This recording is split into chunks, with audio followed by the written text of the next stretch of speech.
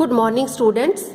Last time we discussed all the three steps of LS coupling method. Your first step was LL coupling, second step was SS coupling and third step was determination of J, that is the total angular momentum, and you get this J by summation of L plus S and up to L minus S. यानी last value of J you will get by L minus S and its value will range from L plus S up to L minus S. And this modulus sign, this indicate that J is always greater than 1 or J is always having positive values, yani it is always greater than 0. So you will get the full spectroscopic term symbol like this. S you have calculated from SS coupling, L you have calculated from LL coupling, and J you have seen here, this is the total angular momentum quantum number, and you will get this value by spin orbital coupling. And now we will use this full spectroscopic term symbol for P2 and D2 configuration. तो सबसे पहले हम P2 configuration के लिए term symbol निकालेंगे by using the LS coupling method. तो P2 का मतलब दोनों इलेक्ट्रॉन आपके P सब शेल के हैं. फॉर एग्जांपल जैसे अगर आप कार्बन का एग्जांपल लें तो कार्बन की कॉन्फ़िगरेशन क्या है, 1s2 2s2 2p2, यानी दोनों इलेक्ट्रॉन्स P सब शेल में हैं. तो इसका मतलब P सब शेल के लिए आपकी वैल्यू L की क्या आ जाएगी, 1. तो ये आपका फर्स्ट इलेक्ट्रॉन है, L की वैल्यू 1 आ जाएगी. इसी तरह सेकंड इलेक्ट्रॉन भी आपका P सब शेल का है, तो इसके लिए भी L की वैल्यू 1 आ जाएगी. तो कैपिटल L यानी रिजल्टेंट L कैसे निकालेंगे आप, by using the same formula which you used in the previous lecture. L1 plus L2, L1 plus L2 minus 1 और फिर माइनस 2, और तब तक आपको माइनस करते जाना जब तक कि लास्ट वैल्यू आपकी L1 माइनस L2 के बराबर ना आ जाए. तो यहाँ पर कैपिटल L निकालने के लिए आप L की वैल्यू पुट करेंगे 1 plus 1 minus 1 and last value you will gate L1 minus L2, यानी कि L1 आपका 1 है, L2 भी 1 है, तो लास्ट वैल्यू आपकी 0 आ जाएगी. तो अगर आपको ध्यान हो तो 0 के कॉरेस्पॉन्डिंग एनर्जी स्टेट क्या बनेगी आपकी S, 1 के कॉरेस्पॉन्डिंग P, अगर L की वैल्यू आपकी 2 होगी तो एनर्जी स्टेट आपकी क्या बनेगी, D. तो इस तरह से आपके पास 3 एनर्जी स्टेट्स आ जाएंगी. कौन कौन सी, S, P एंड D. अब इसका सेकंड स्टेप लेंगे जिसमें आपको कैपिटल S या रिजल्टेंट स्पिन निकालना है. इसी तरह आपने पहले फार्मूला पढ़ा हुआ है, S1 plus S2, S1 plus S2 minus 1 and so on, और लास्ट वैल्यू कहाँ तक लेनी है आपको माइनस करते करते, जब तक लास्ट वैल्यू आपकी S1 माइनस S2 के बराबर ना आ जाए. तो यहाँ पर आपके 2 इलेक्ट्रॉन हैं, पॉजिटिव हाफ, तो यहाँ पर आपका इसके अकॉर्डिंग हाफ प्लस हाफ 1 आ गई वैल्यू, और लास्ट वैल्यू आपकी हाफ माइनस हाफ यानी कि माइनस 1 आपने किया, तो ये आपकी 0 आ गई. तो कैपिटल S की वैल्यू आपके पास 2 आ गई, 1 एंड 0. तो ये 2 वैल्यूज आपके पास आ गई. अब थर्ड स्टेप में आप क्या निकाल लेंगे, थर्ड स्टेप में वैल्यू निकाल लेंगे आप J की.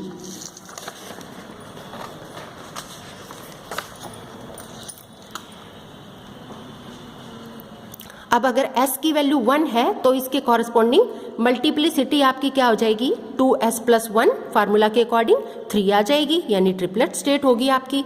इसी तरह अगर कैपिटल S आपका 0 है तो मल्टीप्लिसिटी आपकी क्या आ जाएगी, 1 आ जाएगी. तो इसका मतलब आपकी सिंगलेट स्टेट होगी. तो इसका मतलब P2 सिस्टम के लिए तीनों आपकी जो स्टेट्स आप लिखेंगे, पीछे आपने देखा कि क्या क्या आई थी टर्म्स इसके लिए, S, P और D आ गई थी. अगर आप S की वैल्यू पुट कर दें तो 3s, 1s, 3p, 1p, 3d and 1d, ये सब आपकी वेरियस स्टेट्स आ गई. अब थर्ड स्टेप में आपको क्या करना है, you are to calculate the value of J. J की वैल्यू आपको कैसे कैलकुलेट करनी है, उसी तरह से सेम वही formula L plus S minus 1, L plus S minus 2, और लास्ट वैल्यू आपकी L माइनस एस के बराबर ना आ जाए। तो यहाँ पर J की वैल्यू आपने कैलकुलेट की तो ये आपकी आ गई, क्योंकि यहाँ पर L क्या है आपका 2 है और L is equal to 2, S is equal to 1, तो इसका मतलब फर्स्ट वैल्यू आपकी 3 आ गई, फिर L प्लस एस माइनस 1 ये 2 आ गई, और last value L minus S तक, यानी L आपका 2 S 1, तो इसका मतलब लास्ट वैल्यू आपकी 1 आ गई। तो इसका मतलब J की आपके पास यहाँ पर 3 वैल्यूज आ गई, 3, 2 एंड 1, और L क्या है आपका 2 है। तो L2 अगर 2 है तो इसके कॉरस्पॉन्डिंग आपकी स्टेट आ गई D, तो ये आपकी D स्टेट आ गई, और यहाँ पर आपकी ये 3 क्या आ गई, मल्टीप्लिसिटी आ गई। 3 मल्टीप्लिसिटी कहाँ से आई आपकी, 2s प्लस 1 में वैल्यू आपने s की पुट कर दी, क्योंकि s आपका क्या था, s1 था, तो यहाँ पर 3 मल्टीप्लिसिटी आ गई। l आपका 2 था तो इसलिए d आपकी स्टेट आ गई, और j की वैल्यू आपकी 3, j की वैल्यू आपकी 2, j की आपकी वैल्यू 1। तो इसका मतलब ये तीनों टर्म्स सिंबल आपके आ गए इसके कॉरस्पॉन्डिंग, जब L आपका 2 था और S आपका 1 था। अब नेक्स्ट स्टेप में L की वैल्यू क्या आ जाएगी आपकी, जो पीछे आपने L की वैल्यू निकाली थी, 3 वैल्यूज आई थी, क्योंकि आपकी L is equal to 1, again S is equal to 1, तो इसके कॉरस्पॉन्डिंग फिर आपने J की वैल्यू निकाल ली, L प्लस एस माइनस 1, और लास्ट वैल्यू किसके बराबर, L माइनस एस या L प्लस एस माइनस 2। तो यहाँ पर J की वैल्यू क्या आ गई आपकी, 2, 1 एंड 0। L की वैल्यू क्या है, 1 का मतलब P स्टेट, और ये यहाँ पर 3, और यहाँ सॉरी ये 2, L फर्स्ट वैल्यू J की 2, सेकंड वैल्यू ये, थर्ड वैल्यू आपकी 0, और P कहाँ से आ गया, L आपका 1 था तो 1 के कॉरस्पॉन्डिंग आपकी P स्टेट, और यहाँ पर ये मल्टीप्लिसिटी लिखनी है आपको, ये 3 कहाँ से आ गया, ये आपको अगर ध्यान हो स्टेट का क्या फार्मूला था, 2s प्लस 1, यानी s आपका 1 है तो 2s प्लस 1 आपकी 3, तो इसका मतलब टोटल टर्म सिंबल्स क्या आ गए, 3p3, 3p1 एंड 3p0, ये आपके तीनों सिंबल्स आ गए। और अगर नेक्स्ट स्टेप में क्या है अब आपका, L इज इक्वल टू 0 और S is equal to, this is S is equal to 1, फिर क्या निकलेंगी आपके टोटल टर्म्स, यहाँ पर क्या लेंगे फिर आप उसी तरह से, L is equal to 2, 1 and 0 and S is equal to 0, तो इसका मतलब 3 केसेस आपका L is equal to 2, S is equal to 0, तो इसका मतलब एनर्जी स्टेट 2 के कॉरस्पॉन्डिंग आपकी D आ गई, और J की वैल्यू आपकी L प्लस S के अकॉर्डिंग क्या आ गई, 2 प्लस 1, 2 आ गई। तो यहाँ पर कंप्लीट टर्म्स आपकी क्या होगी, इसमें फार्मूला में वैल्यूज पुट कर दिया आपने, 2s प्लस 1 LJ, तो L की वैल्यू क्या थी आपकी, यहाँ पर 2 थी, 2 का कॉरस्पॉन्डिंग आपकी D स्टेट आ गई यहाँ पे, और ये क्या है आपका 1, दिस इज मल्टीप्लिसिटी, क्योंकि यहाँ पर S आपका 0 है, और ये 2 क्या शो कर रहा है आपका, this is the value of J, clear. And here L is equal to 1 and S is equal to 0, जैसे हमने पहले तीनों केसेस में क्या लिया, S की वैल्यू 1, 1, 1, अब यहाँ पर S की वैल्यू आपकी क्या है, 0, 0 and again 0, L is equal to 1, तो उसके कॉरस्पॉन्डिंग S 0 है आपका, J की वैल्यू 1 आ गई, तो कंप्लीट टर्म सिंबल आपका क्या आ गया, इसमें 2s प्लस 1 LJ में आपने वैल्यू पुट करी, 2s प्लस 1 का मतलब यहाँ पर S आपका 0 था तो 2s प्लस 1 ये 1 आ गया, L आपका क्या था, L 1 था, 1 के कॉरस्पॉन्डिंग आपकी P स्टेट आ गई, और J आपका क्या आया है 1, तो 1p1, and when L is equal to 0, तीसरी वैल्यू L की क्या पॉसिबिलिटी थी आपकी 0, S इज 0, तो 0 के कॉरस्पॉन्डिंग एनर्जी स्टेट क्या बनेगी आपकी S बनेगी, और 2s प्लस 1 आप देखेंगे तो मल्टीप्लिसिटी 1 आ जाएगी।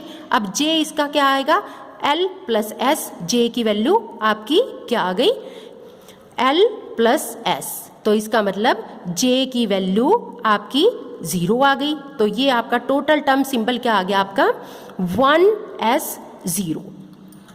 तो अगर complete term symbols P2 configuration के ऊपर से आप ये सारे देखें तो क्या क्या आगे थे आपके 3D3, 3D2, 3D1 and 3P2, 3P1, 3P0, 3S1, 1D2, 1P1, 1S0। ये टोटल टर्म सिंबल आपके आ गए। और यहाँ पर J की वैल्यू आपकी आ जाएगी, sorry this is note 1, this is 0 plus 0, this is 0, so you write here 0. If you remember, these are the total terms you are getting here. ये आ गई आपकी 3 टर्म्स, ये आ गई 3 टर्म्स, ये आ गई आपकी। और इसी तरह से ये यहाँ पर P के कॉरस्पॉन्डिंग क्या क्या आई थी आपकी टर्म्स, J की वैल्यू 2 आई थी, तो 3P2, 3P1, 3P0। और इसके कॉरस्पॉन्डिंग आपकी क्या आई थी 3D3, 3D2, 3D1। तो टोटल टर्म्स यहाँ पर आ गई आपकी, इसके कॉरस्पॉन्डिंग आपकी आ गई थी 1D2 और इसके कॉरस्पॉन्डिंग आपकी आ गई थी 1P1, इसके कॉरस्पॉन्डिंग आ गई आपकी 1S0। तो इस तरह से complete term symbol for P2 configuration you are getting here, these are 10 in number. तो 10 term symbols, these represents the electronic arrangement या अरेंजमेंट ऑफ द इलेक्ट्रॉन। और इससे हमें क्या पता लगता है, इस 3 से हमें क्या पता लगता है कि इसका मतलब इसकी मल्टीप्लिसिटी क्या है, this is the triplet. Triplet का मतलब क्या हो गया, इसमें नंबर ऑफ अनपेयर्ड इलेक्ट्रॉन्स कितने हैं 2, क्योंकि जितनी मल्टीप्लिसिटी होती है उससे अनपेयर्ड इलेक्ट्रॉन एक कम होता है। तो इसका मतलब, और P से क्या मतलब है कि हमारा जो है एनर्जी स्टेट क्या है इसकी P है, और J का क्या मतलब है कि टोटल एंगुलर क्वांटम नंबर इसका J की वैल्यू 3P2 का मतलब 2 है।